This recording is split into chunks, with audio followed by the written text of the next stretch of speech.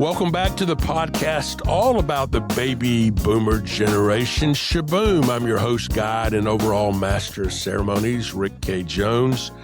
Hey, I want to remind you that we've got a new website out there, rickkjones.com. It's got a lot of content on it. It's got a lot of, interesting stories, some previous podcasts, just a bunch of great content there. Check it out, rickkjones.com. Here's the question for the day. Have you ever wondered why you're here? Why God put you on this earth? What you're supposed to do with your life? What is your purpose? Purpose is the word of the week, and I think your purpose leads directly to the concept that we've talked about all season long of trading success for significance, because your purpose should ultimately lead you to your legacy and your significance. Webster defines purpose as an end to be attained. How about that? Purpose is the end to be attained. So once you know your purpose, then the action is getting you to fulfill your purpose. Here's some great quotes about purpose. This is from Ralph Waldo Emerson, who said, "The purpose of life is not to be happy. It is to be useful, to be honorable, to be compassionate, to have it make some difference that you have lived and lived well." Boy, don't you love that? That you've lived and lived well. Oprah Winfrey said, "There's no greater gift you can give or receive than to honor your calling. It's why you were born and how you become most truly alive." There's a wonderful Baptist black minister named T.D. Jakes, Bishop T.D. Jakes.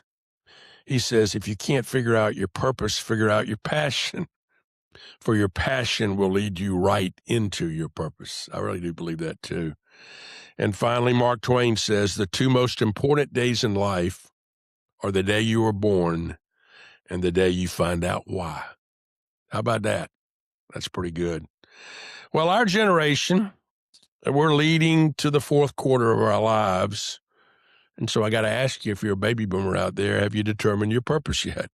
Or purposes, plural, because there may be more than one. I thought about that this week, and I wrote down my purposes, and I have four. Number one, to serve my family. Serve my wife as a husband, serve my mother-in-law who now lives with us, serve my two children and their spouses, and to serve, probably most importantly, my three grandsons. Number two, I'm trying to serve my church. I'm serving as the lay leader in a 2-year term, and that's very important to me right now as we look towards the next 10 years of our church and what we want to be and how we want to be able to get there. Number three, I'm trying to be a mentor to other young people and to business owners. Number four, I'm trying to be a voice for the baby boomer generation. And lastly, I want to try to be a motivator for privately held businesses to learn how to give back. And so these are all purpose-driven, are they? I mean, this is my purpose, but they're purpose-driven of helping others determine their goals, their aspirations, their purposes. So I definitely know my purposes right now in my life. The question is, do you? My guest today knows a whole lot about purpose. My guest is Jim Rink. He's a longtime entertainment marketing executive who did a very unique pivot with his career. He now runs a consultancy called The Purpose of You, and he knows a whole lot about the formula for finding your purpose and helping others find theirs. Let's welcome Jim to Shaboom. Hey, Jim, thanks for joining us today on Shaboom. Hey, it is great to be here. You've got your second season, and I know it's a season all about helping people find purpose and significance in life. So I'm honored to be a guest.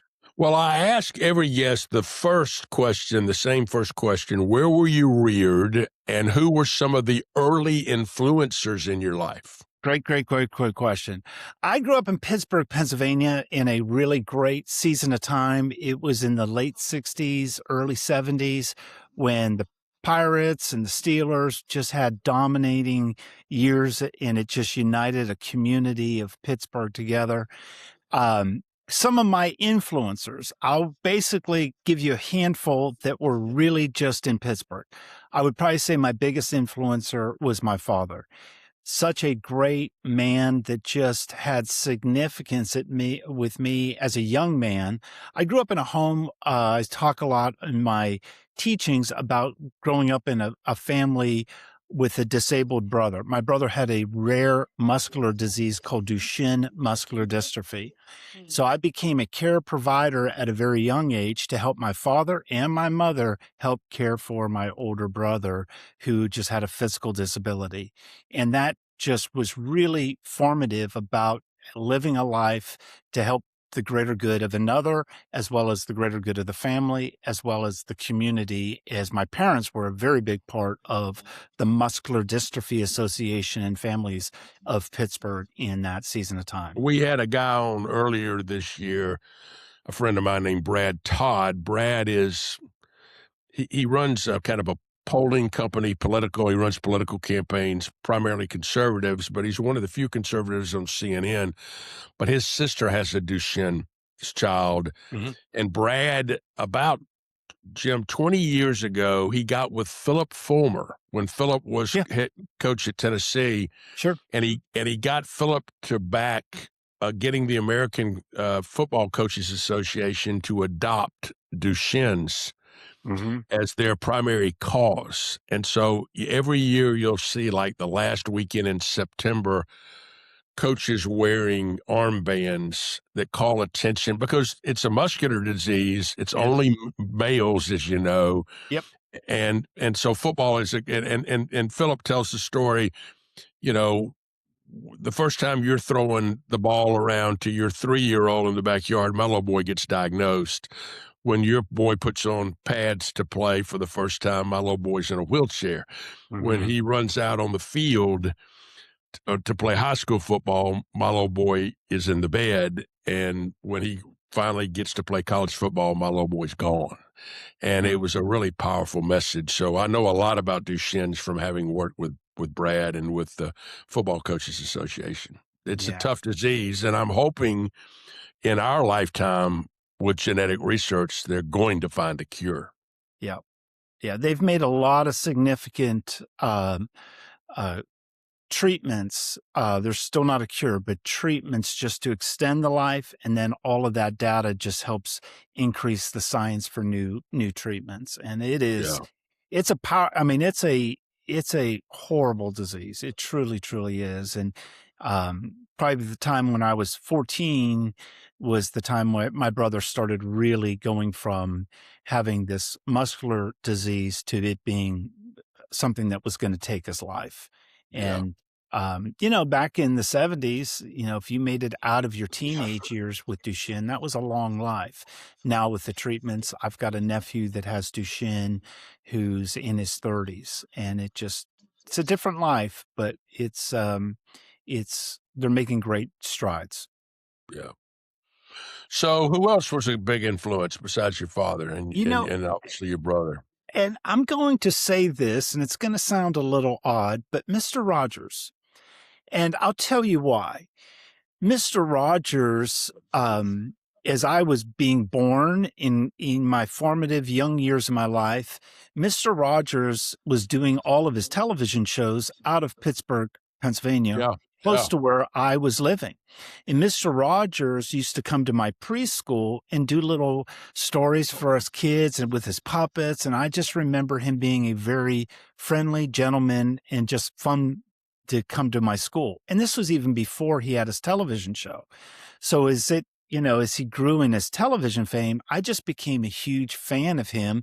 And quite frankly, I grew up in Mr. Rogers' neighborhood. It was just part of the community that we lived in Pittsburgh. But I remember the power of Mr. Rogers' words and that feelings and feelings matter, and how he just embraced and always was living an example, especially in his real life at my school, in preschool, as well as on television, to serve a greater good of humanity. that's interesting. That's fascinating. And you know, the other thing about Pittsburgh is I think Pittsburgh is quintessential American city because there's so many ethnic groups that settle there because Yep. of the location, industry, all this kinds of stuff. And so you have tremendous diversity Yep. in Pittsburgh that a lot of communities don't have. And I find that fascinating to look at multicultures in Pittsburgh and how everybody rallied, as you mentioned, behind things like the Steelers or the Pirates, Yep. and took pride in a lot of things. Isn't Andy Warhol Yeah. from Andy Pittsburgh Warhol originally?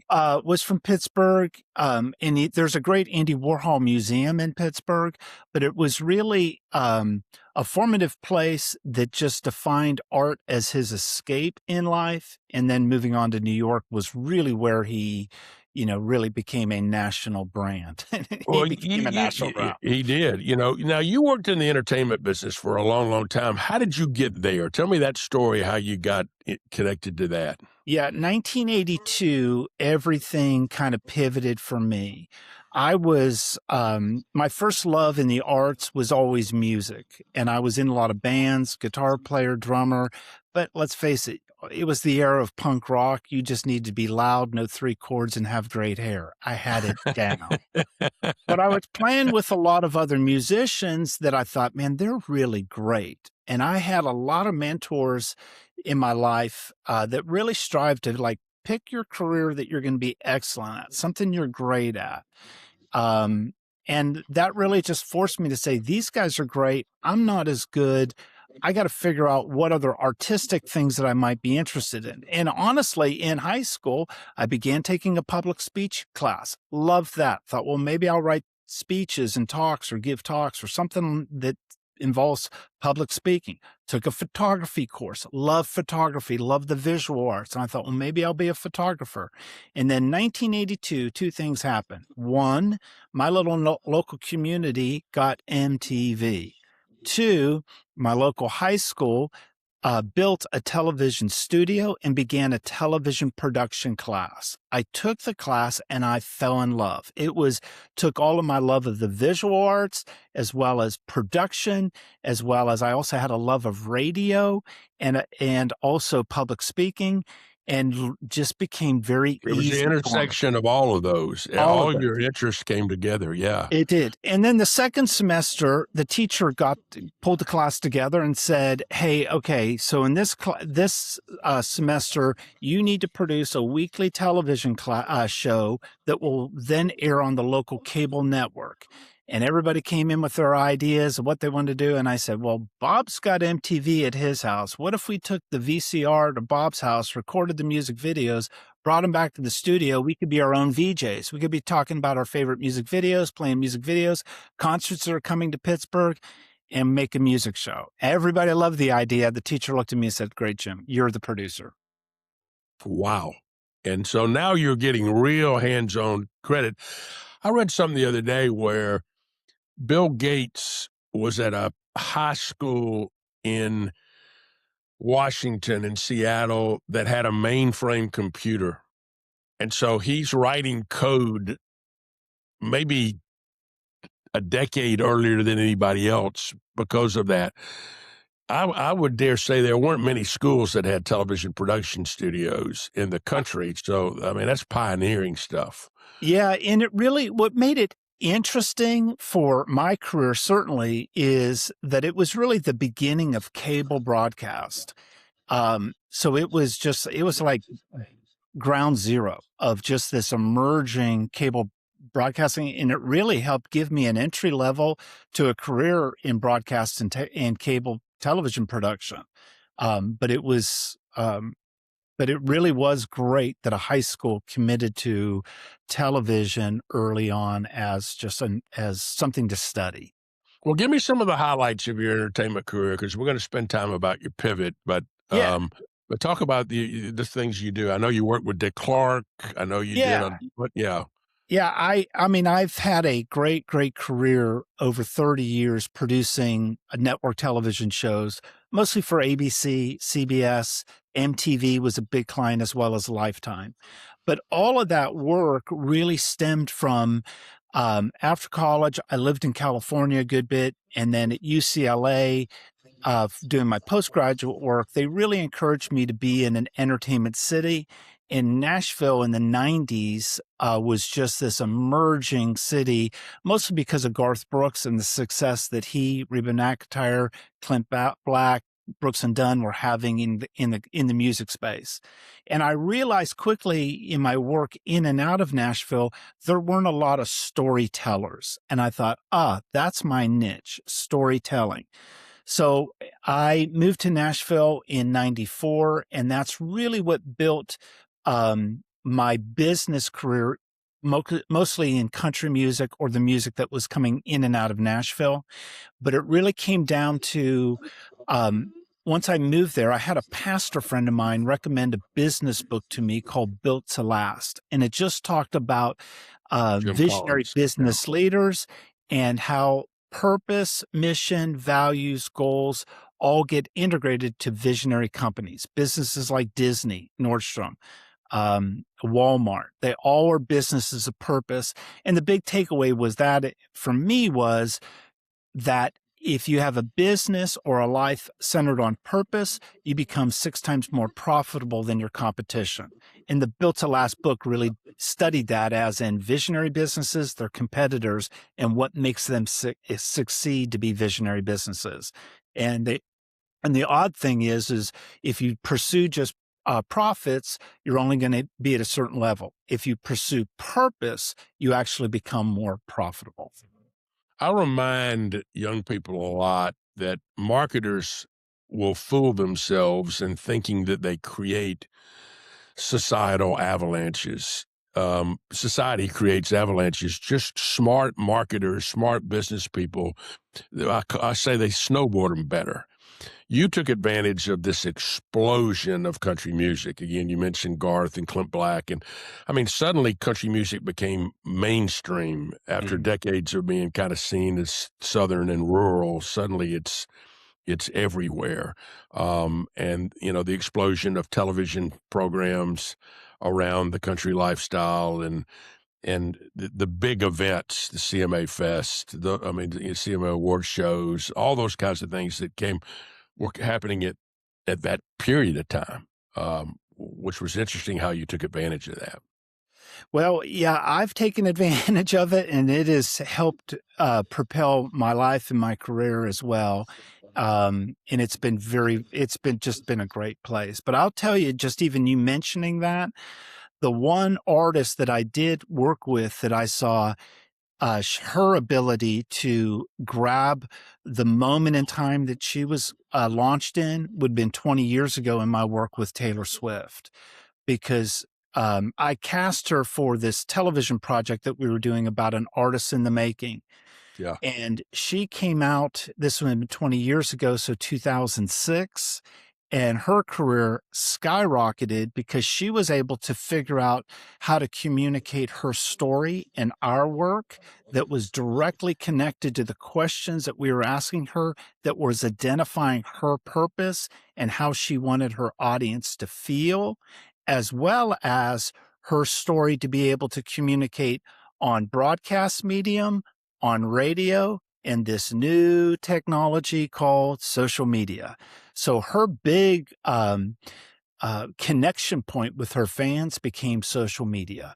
And at the time, it was MySpace. That was what all the kids were doing, was MySpace. Now, MySpace is nothing, but she was able to utilize that technology to build her brand, her story in the marketplace.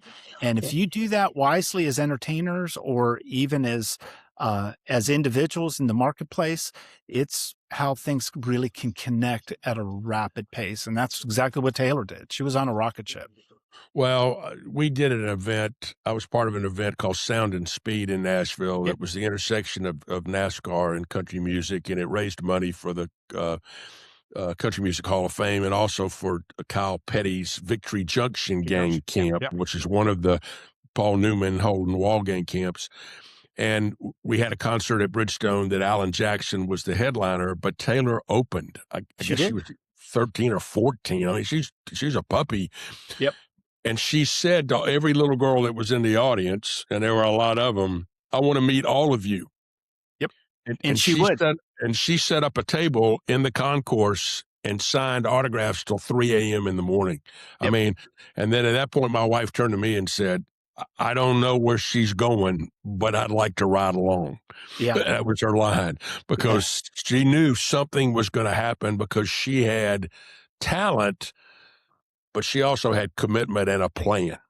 Yep. And you're saying, and that's a good segue. She figured out her purpose pretty young with help. And then you make a pivot. You have this great, successful entertainment career, but you made a decision to trade your success for significance with the purpose of you. What led to that? Talk about Yeah. that. I would say it's still, I mentioned earlier about this business book, Built to Last. After I got through it, I realized, okay, I want to write a purpose statement. How do I do that? And I looked around for other resources. How do you write a purpose statement? What goes into a purpose statement? What makes a purpose statement great? Couldn't find a resource. So I thought, well, I want to try to figure this out for myself. So I did a couple little exercises. First, I took all of the successful visionary purpose statements that Walt Disney wrote and Sam Walton wrote and John Nordstrom wrote and Henry Ford wrote, and I lined them all up. And I did exercises like we did in second grade English. Where's the noun? Where's the pronoun? Where's the verb? And I started to deconstruct all of these purpose statements, and I discovered a pattern that they didn't realize they all did, but they did. They all used words of feelings put to action to connect to people. Feelings, action, people. Once I realized that, I thought, okay, now that's a formula to writing a purpose statement. You take words of feelings, put to actions to connect to people. The next exercise I did was I thought, okay, I'm a documentary storyteller. Let me create a fictional documentary story where I'm interviewing Walt Disney. And I'm going to try to get to the thesis of why he wrote the purpose of Disney is to make people happy. Happy is the feeling. Make is what the action is. People are who they want to influence for the greater good. They've made multi-trillion-dollar business around three Was that simple simple? words: Yeah. make people happy.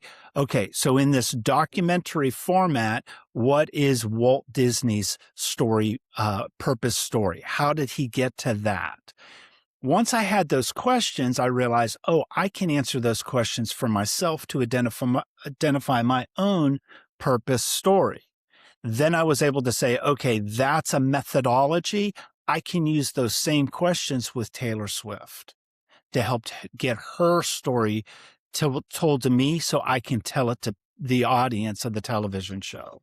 And I've been using that same formula for telling stories of purpose, of artists like Alan Jackson, Kenny Chesney, the Doobie Brothers, Taylor Swift, and it just helps tell their story. And it works really well in country music because country music is all about story songs. Storytelling. Yeah. But it works great with in my work with ABC or MTV as well as Lifetime. And that really became the pivot to using Purpose of You as a behind the scenes framework for 30 years of production. Then when I turned 50, I was like, okay, this is now a shrinking business.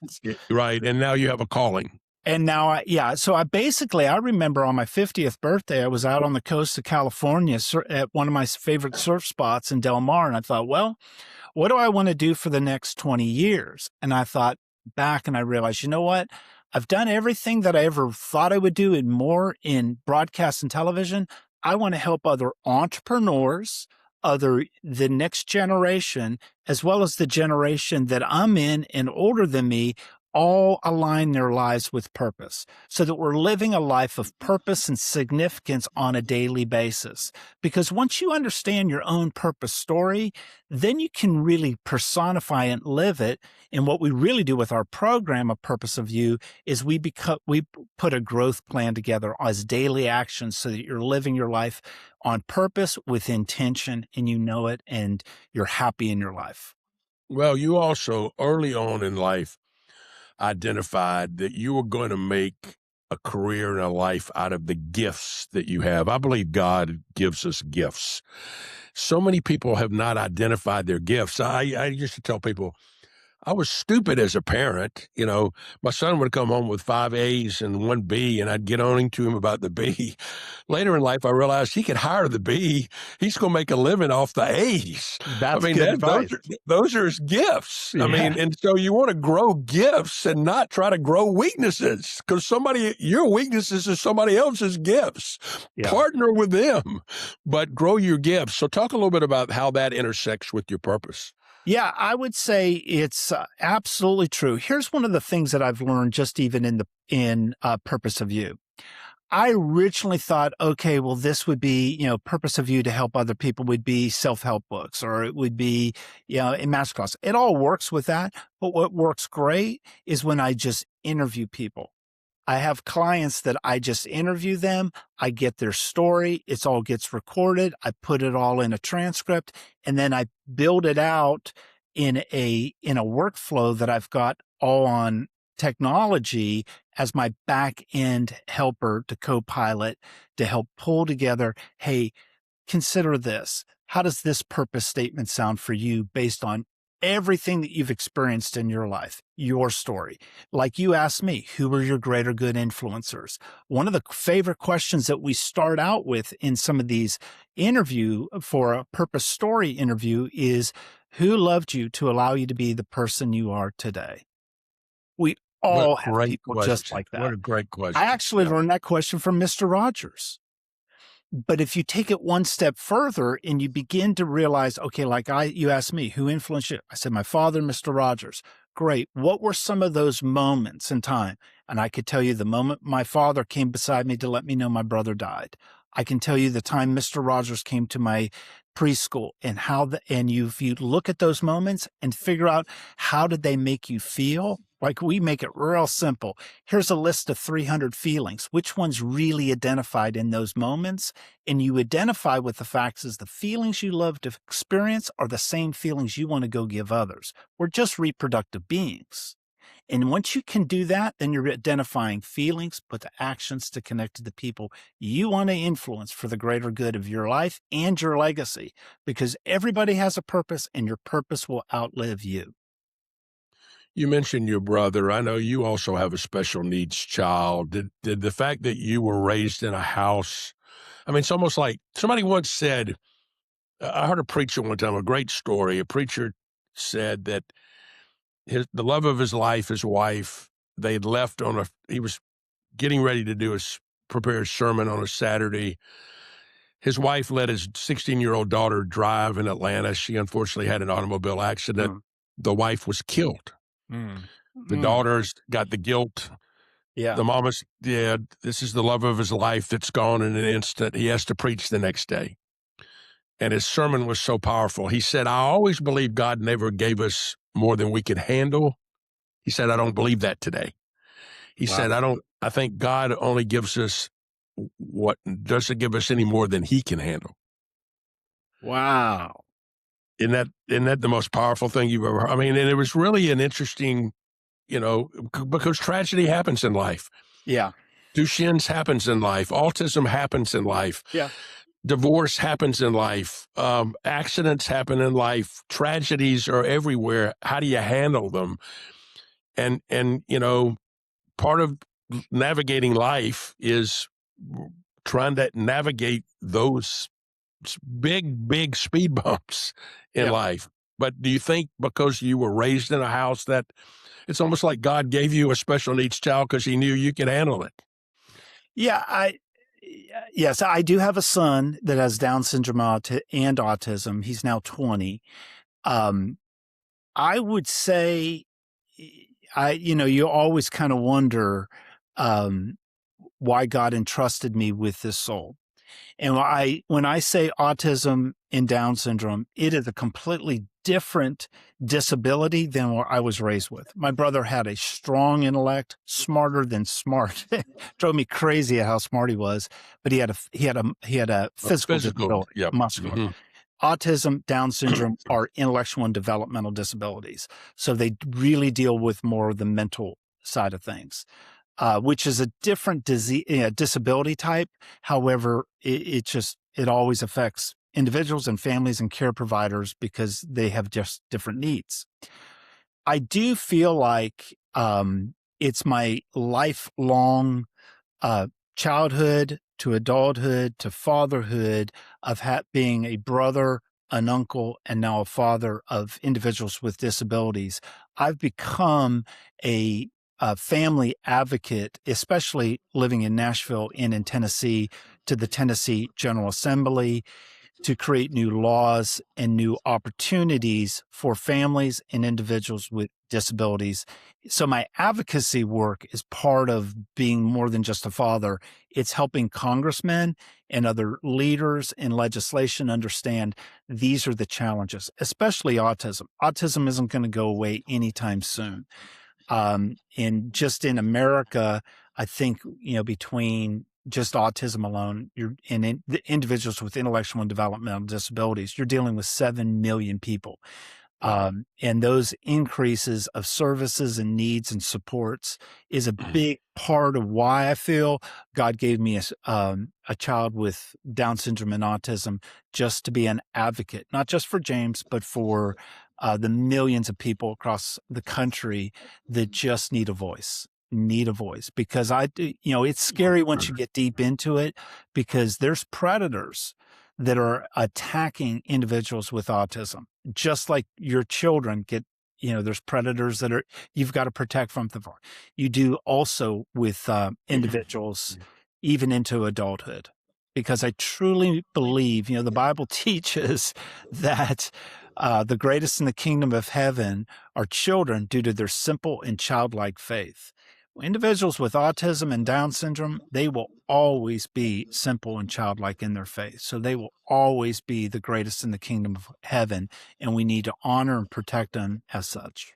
It was interesting. When I was growing up, my dad and I had a hobby that we would metal detect together. We would go out and, find coins and, all sorts of, battlefields and stuff like that. Yep. And we had Garrett Electronics metal detectors, and Charlie Garrett, he had a Down syndrome child, and he described his child as God gives us these to see perfection Wow. in people. I love that I love because that they too. love unconditionally. Unconditional love. It was really an interesting way of describing that, and because we all, the question in purpose, the question in life, the question in tragedy, the question in joy is usually the question of why, Wow. why me, now, why this, Yep. and I think I really believe I've got a long list for God. I mean, to be honest with you, we're going to be here a while, Lord. I got a bunch of questions I'm bringing with me. But I do believe at some point in heaven, and I've said this repeatedly, I think you're going to see the quilt. And I call the quilt how everything you did in your life was stitched, and how many people that you didn't know you touched are part of your quilt, because you touched someone that then touched someone else because of your touch to them in this big quilt. And Jim, I got to believe that you got a big quilt, because you've touched, I mean, I really believe that you've touched so many people and you've done so many significant things. For those out there listening today that have a grandchild or even a child maybe, or even themselves at whatever age, this is mostly for baby boomers, how do they get a hold of you? You Yep. want to find purpose in your life. You want to make sure that, I mean, for me, I got 3 grandboys. My sole goal for them is to help them find their purpose, Yeah. and to be able to navigate life. So how do people find you? Yeah. Well, the easiest way is our website, purposeofyou.com. And then you can always follow me, though as friends, we call each other Rick and Jim. My author name is James M. Rink. So any social media at James M. Rink, you can find me on LinkedIn and Facebook and all the other platforms, because we're always posting inspiring stories and helping people define purpose in their own life and build purpose lives that are really intentionally crafted around their purpose and their calling and mission in life. Well, I told you that we asked everybody the same first question. We also ask everybody the same last question, which is, you're not done yet. What's still on your bucket list? Ooh, bucket list for work or fun? Both? Yeah, I would say, you know, um, work is really interesting because, I spend the bulk of my business and purpose of you helping CEOs and then their teams all figure out what purpose means. But I'm beginning to connect with other coaches, other life coaches, other business analysts, and we're really building a team of other like-minded purpose coaches to help more people. So I really have a full intention of being able to build Purpose of You to help students in colleges, high schools, as well as parents and faith-based groups and CEOs all figure out purpose, because I truly believe once we're living our purpose, it helps us rise above the chaos and noise of our world. And we're in chaos right now. It's been that way since 2008, and it will probably stay that way into the 2030s. So it helps you just navigate and live a life that you feel you were designed and called to live. Well, that's a great way for us to end today. Again, finding purpose in life.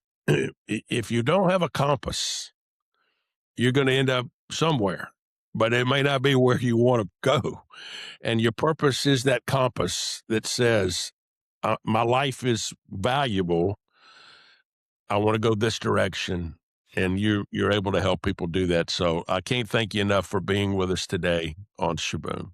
Well, thank you, Rick. I appreciate it. Well, it's now time for the boom. Y'all know I've said repeatedly I'm a huge Peggy Noonan fan. Peggy writes an op-ed for the Wall Street Journal. And so she wrote an article recently that I think is fascinating. The name of the article was Becoming Who You Are Ain't for Sissies. In her article, she tells her story. Blue-collar family, her grandparents were immigrants, settled in Long Island, blue-collar, poor, working-class Americans, generation proud to be Americans, struggled academically, struggled with what her purpose was told by a seventh-grade guidance counselor that basically she never was going to amount to anything, and she ought to figure out a trade to go into. She might end up being a secretary.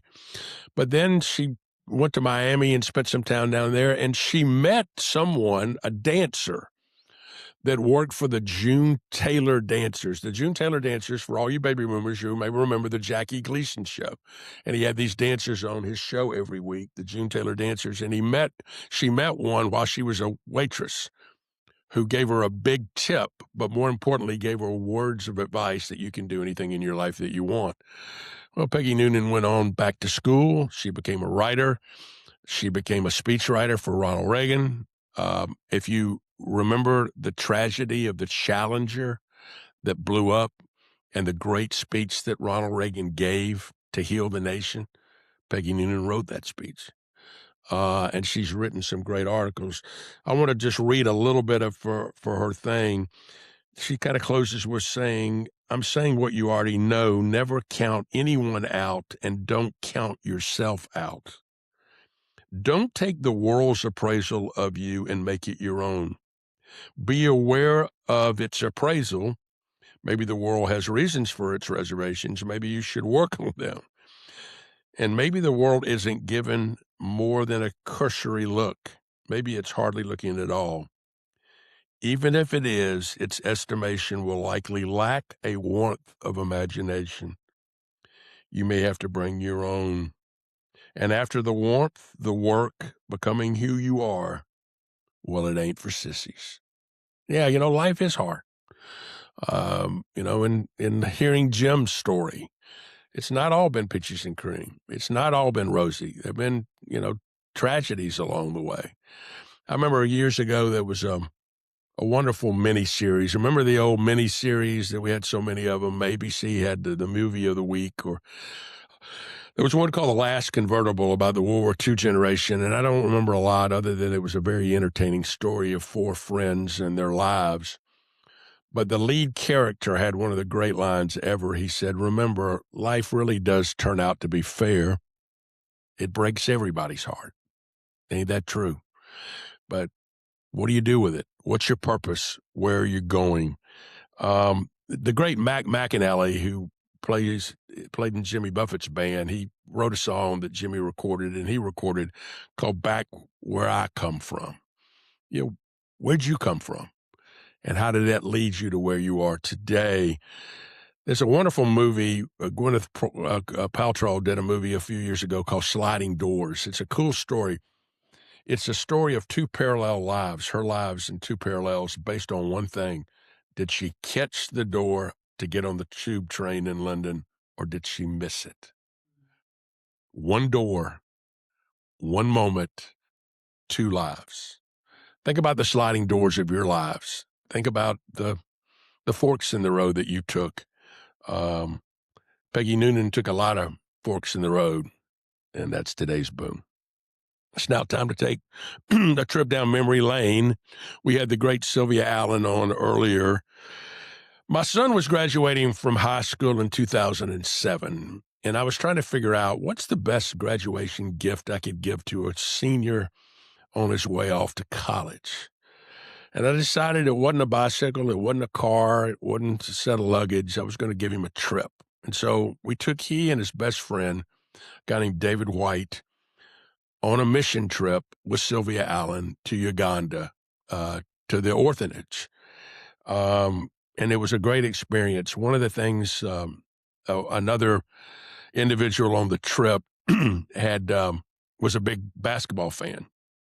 And he decided that he was going to bring basketballs with him. And more importantly, he was going to bring basketball goals, rims, and we were going to build baskets for them. Well, it turned out that all the boys in that culture played football, played soccer, and the girls didn't. Well, the girls, they started playing basketball, and they would tell the boys, get off our court. We play basketball. You go play football. It was just a great trip for me. I can remember Charlotte, who taught first grade for years and years, reading to the orphan children. The first grade had about 60 kids in the first grade, and they all tried to get in her lap because they hadn't been read to. They didn't, and they all wanted to be in her lap as she read to them. And it had such a great impact on my life. It had a great impact on Ryan's life. I think it had a great impact on David White's life. I'll never forget that trip. And it made me realize how blessed we are here in America. We didn't worry about clean water. We didn't worry about sewage. We didn't worry about where our next meal was coming from. We didn't worry about rampant diseases. This was the AIDS epidemic in Africa, and so many of these kids were orphans from the AIDS epidemic. But it was a great trip down memory lane, and my friend Sylvia Allen continues to do amazing work in Africa. Our musical playlist today is really about various stages of life and purpose.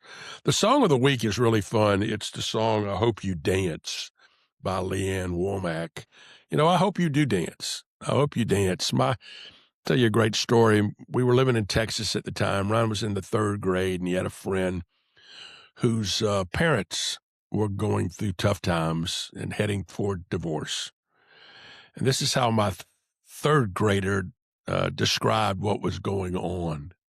He said, Daddy, they don't dance in the kitchen like you and Mama.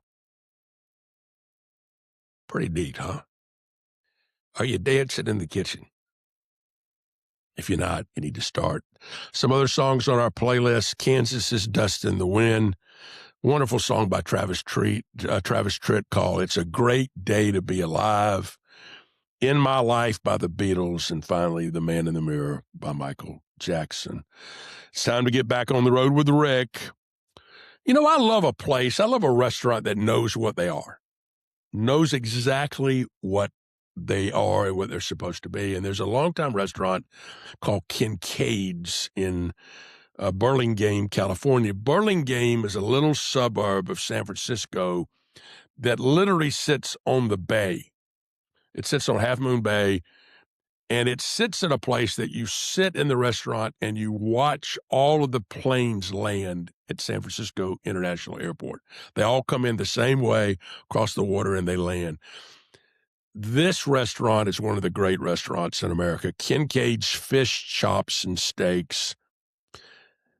you want to start. I don't care what you eat. You eat a steak if you want. You can eat chops if you want. I'm going to recommend you eat seafood, but you got to start with this starter. They do an oven-roasted Dungeness crab, sweet onions, and artichoke dip with a toasted baguette. I'm just telling you, y'all, it's one of the great dishes in the world. It's so freaking yummy, so good.